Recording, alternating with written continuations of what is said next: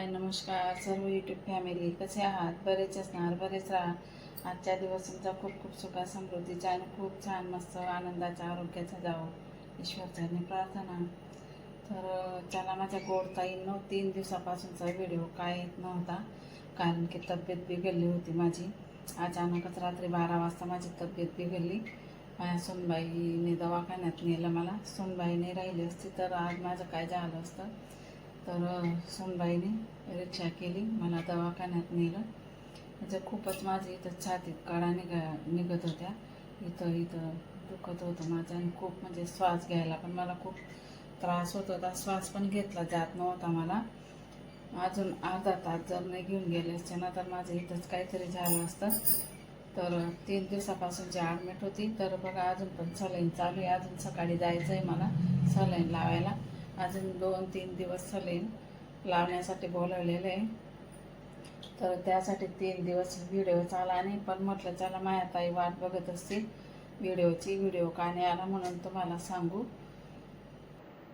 माझी सुनबाई होती घरात, राकेश पण नव्हता. राकेश कुठं बाहेरगावी गेलेला होता आणि माझ्या नवऱ्याला तर काही समजतच नाही, सुधरतच नाही. तर सुनबाई होती घरी, तर तिनेच पटकन राकेशच्या मित्राला फोन लावला, रिक्षा मागवली आणि सुनबाईनेच मला दवाखान्यात नेलं.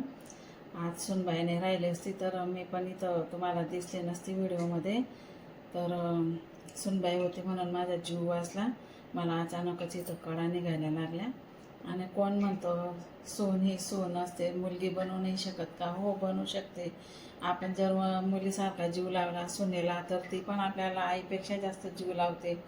तर म्हणून असं समजू नका की सुनबाई वाईट असं सुनबाई कधीच वाईट राहत नाही.